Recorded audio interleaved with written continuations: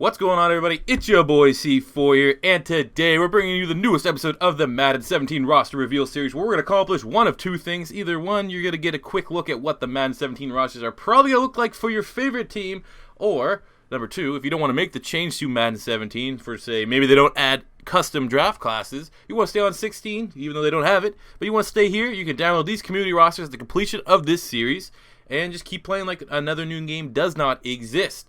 So 40 likes on this video, we'll upload the next one immediately, and if you're new to the channel, please subscribe. We're looking for 15,000 subs by the time Madden 17 comes out, so spread the word, share the love about this channel. Today, we'll be looking at the Green Bay Packers, and jumping into the quarterback position, we have Mr. Rodgers. Aaron Rodgers last year, 10-6 as a starter, 3,800 passing yards, 31 touchdowns to 8 interceptions. Of course, he was missing his favorite target all season long, Jordy Nelson, and I think from all accounts, Nelson should bounce back pretty good for the 2016-2017 season. So I expect Aaron Rodgers to bump those numbers back up to his elite level. I mean, those weren't bad numbers at all, 31 touchdowns, 8 picks, but definitely a little bit less than what we've expected in the last 4 seasons or so from the former NFL MVP. But a 96 overall is not bad at all. You also got Brett Hundley there with the 72.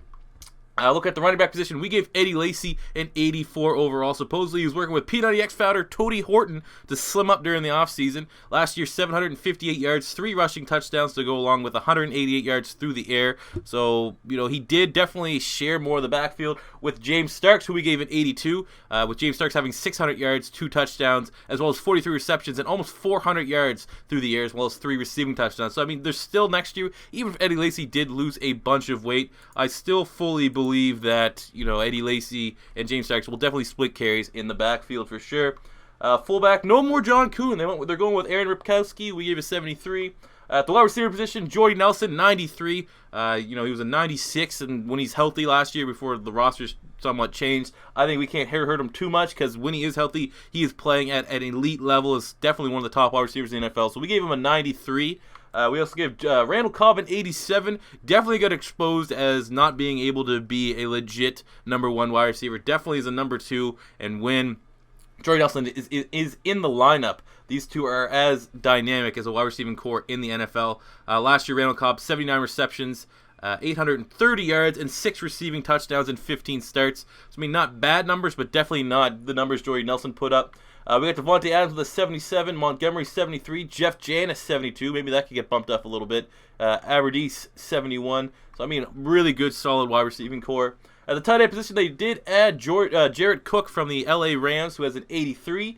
I think he could potentially have a big fantasy football season and a big year in general. And they also have Richard Rodgers in 81, who caught that big Hail Mary pass against the Detroit Lions, which kind of made him famous, but he did have some solid play throughout the year last year. Almost 60 receptions for 500 yards and 8 touchdowns. So that is a very solid season from him. I'll look at the offensive line quickly. David Bakhtiari, 78. Left guard Josh Sitton, 95, one of the best guards in the NFL. Center Corey Linsley, 81. Right guard TJ Lang, 92. And right tackle Brian Bulaga, 80. You also got the rookie, their second-round pick, Jason Spriggs there with a 74. Some people say he might play left tackle, so I mean you can make that change on your own if you want. Look at the defensive side of things. We gave Dayton Jones an 82 overall.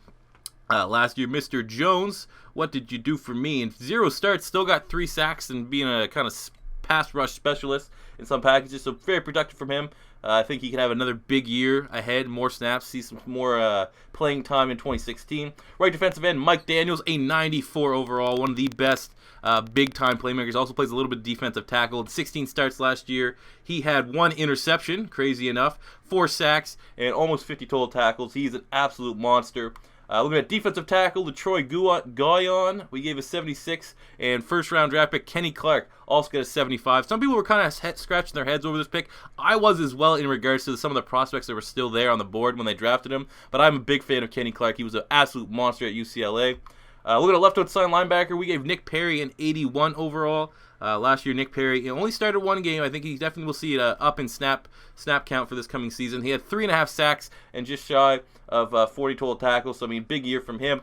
Looking at middle linebacker, Clay Matthews, we gave a 91 overall. I still think he's out of position. I think he should be an outside linebacker. They might move him back, but as of right now, looking at the depth chart, I don't think they have the luxury or the talent really to make that switch. But at middle linebacker last year, 16 starts, 1 interception, 3 pass deflections, 6.5 sacks, and well over 60 total tackles. So he still is an elite athlete that can play anywhere on the linebacking team. Right outside linebacker, Julius Peppers, one of the ageless wonders himself, 87 overall for Mr. Julius Peppers, 10.5 sacks last year and 16 starts. Can play left or right outside linebacker. He's no signs of slowing down, which is good because, I mean, he's been one of my favorite Madden players in history, even back to when he was on the Carolina Panthers in NFL 2K5, even though I'm probably not allowed to talk about 2K in these series, oh, geez. Julius Peppers was simply unstoppable. A couple of my buddies still have nightmares of when I was the Carolina Panthers in that game, just because Julius Peppers untouchable. Looking at the corner situation, Sam Shields, we gave him an 85 overall last year. Sam Shields in 12 starts had 3 interceptions, 13 pass deflections, and just shy of 40 total tackles. They also got Demarius Randall, who we gave a 76, and Quentin Rollins a 71.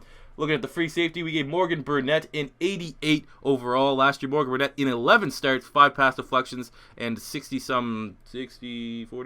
almost 70 total tackles. Maybe 88's a little high there for how average of a season he has, so let me know if I should knock that down a couple points. But he does play all over the field, can play free and strong safety. And at strong safety, Clinton-Dix, we gave him an 86 overall, was a leading tackler on the team last year. 16 starts, 2 interceptions, 3 pass deflections, 3 sacks, and almost 100 total tackles. I mean, I was so pissed when they drafted him and he didn't fall to the Philadelphia Eagles. That was definitely a bummer. We also gave Micah Hyde an 80 overall. Looking at kicker, we have Mason Crosby an 88 and punter Tim Mastay a 71. So there you have it, guys. Those are your Madden 17 ratings projected